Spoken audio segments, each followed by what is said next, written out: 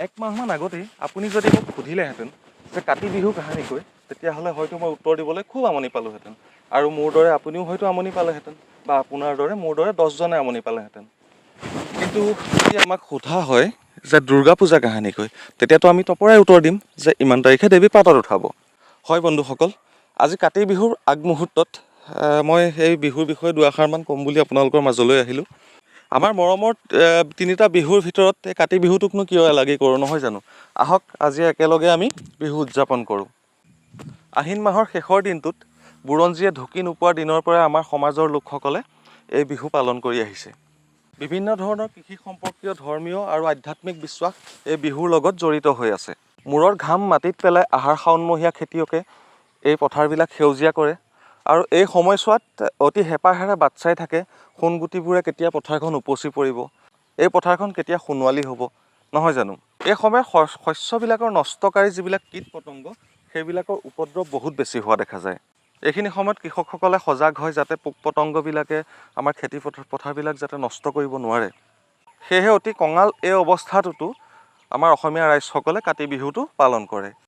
ডাকৰ বচনেও কয়, আহিনে কাটিয়ে ৰাখিবা পানী, যেনেকৈ ৰজাই ৰাখে ৰাণী। আচলতে শস্যৰ সুৰক্ষা আৰু মংগলৰ বাবে মানধাত্তা যুগৰ পৰাই জুই ব্যৱহাৰ হৈ আহিছে, আৰু সেই জুইকুৰাই শেষলৈ এগছি মাটি চাকিলৈ ৰূপান্তৰ হৈছে বুলি ধৰিব পাৰি। আমি এতিয়া পথাৰত নাইবা ঘৰত জ্বলোৱা সেই মাটি চাকি গছেই সেই জুইকুৰাৰ প্ৰতীক চিহ্ন হিচাপে আমি ভাবি ল'ব পাৰোঁ। আহিনৰ শেষৰ দিনটোত প্ৰতিজন কৃষকে নিজৰ নিজৰ কামত ব্যস্ত হয়। চোতালৰ আগৰ ভঁৰালৰ কাষত থকা ৰঙা মাটিৰে ঢিপ তুলি নতুনকৈ তুলসী ভেটি স্থাপন কৰে।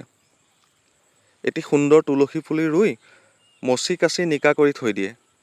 সন্ধিয়া সময়ত এই তুলসী তলৰ উপৰিও গোসাঁই ঘৰ, ভঁৰাল ঘৰ, ধাননি পথাৰ, ঢেঁকীশাল, গোহালি, হাঁহ ছাগলীৰ গঁৰাল, এই সকলোবিলাকৰ আগতে এভাগ এভাগ মাটি চাকি জ্বলোৱা হয়। আমি সৰুৰে পৰাই দেখি অহা মতে আমাৰ গাঁওবিলাকত অমিতাৰ ফাল নাইবা ঔটেঙাৰ বাকলিত চাকি জ্বলোৱাৰ নিয়ম আছিল। আজিৰ প্ৰজন্মইতো সেইবিলাক বাৰু দেখা নাই। আবেলি পথাৰখন চাই অহাৰ নিয়ম, নহ'লে লখিমীয়ে গিৰিহঁত নাই বুলি ভাবে, আৰু তেনে ব্যক্তিৰ ঘৰলৈ লখিমীৰ আগমন নহয়। ফলত তেনে লোকৰ ঘৰত আলৈ আহুকালবিলাক আৰু দুখ কষ্টবিলাক বেছি হয় বুলি জনবিশ্বাস আছে। সেইবাবে ঘৰৰ মূল মহিলাগৰাকীয়ে হাতত এখন কাঁচি লৈ ধান চাবলৈ যায়। 3খন থুৰীয়া তামোল আগলি কলপাতত আগবঢ়াই ধাননি পথাৰত আয়ে সেৱা লয়। আই লখিমীক গৃহলৈ আমন্ত্ৰণ জনায় আৰু অজ্ঞাতে থকা দুখ ক্ৰুটিবিলাকৰ বাবে মাৰ্জনা বিচাৰে। সন্ধ্যা হোৱাৰ লগে লগে আৰম্ভ হয় বন্তি প্ৰজ্বলন।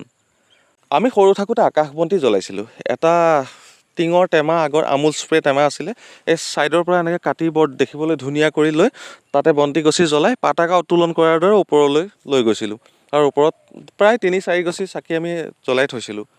কিন্তু আজিকালি সেইবোৰ দেখিবলৈ নোপোৱা হ'ল। মানুহে বিশ্বাস কৰা মতে সেই পোহৰত হেনো উপৰি পুৰুষৰ আত্মাই স্বৰ্গলৈ গতি কৰে। কিন্তু বৈজ্ঞানিক দৃষ্টিভংগীৰে যদি আমি চাওঁ, তেতিয়াহ'লে আমি এটা বুজিব পাৰোঁ যে পোক পৰুৱাবিলাকে পোহৰৰ প্ৰতি আকৃষ্ট হয়, আৰু সেই ওপৰত যদি আমি চাকি বা বন্তি গছ জ্বলাওঁ, তেতিয়া সেই গোটেই পোক পৰুৱাখিনি তাতে গৈ জমা হয় আৰু মৰি যায়।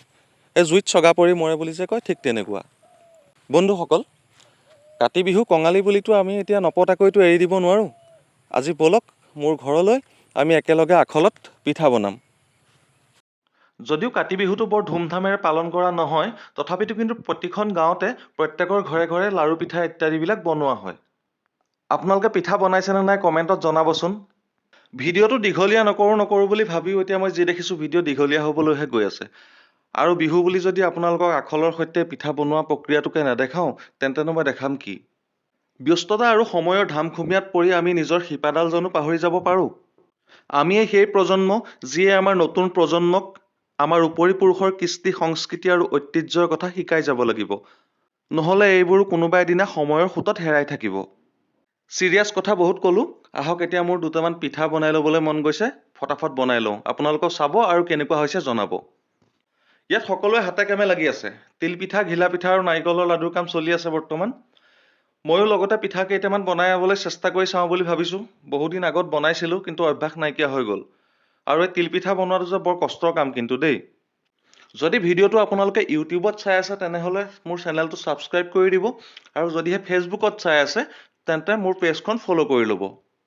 যদিওবা মই তিলপিঠা কৰি আছোঁ, তথাপিতো কিন্তু মই নাৰিকলৰ পিঠাহে বনাই আছোঁ এতিয়া ভিডিঅ'টো বেছি দীঘলীয়া নকৰি আহক সামৰণি মাৰোঁ। কাতি বিহুৰ আটাইতকৈ মনোৰম আৰু উপভোগ্য অনুষ্ঠানটোৱে হৈছে তুলসী তলৰ গধূলি। আধ্যাত্মিক নীতি নিয়মেৰে ভৰপূৰ এই অনুষ্ঠানত প্ৰসাদৰ শৰাই আমি আগবঢ়াওঁ আৰু তুলসী দেৱীৰ নাম লওঁ। আৰু আমি যে সৰুতে গাইছিলোঁ, তুলসীৰ তলে তলে মৃগপহু চৰে, তাকে দেখি ৰামচন্দ্ৰই হৰধনু ধৰে।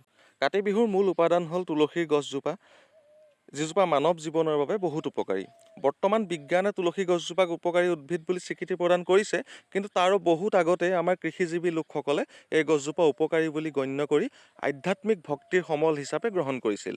সেইবাবেতো তুলসীৰ তলত চাকি জ্বলাই সকলোৱে আন্তৰিকতাৰে কামনা কৰে, অকাল মৃত্যু হৰণং সৰ্বব্যাধি বিনাশনম।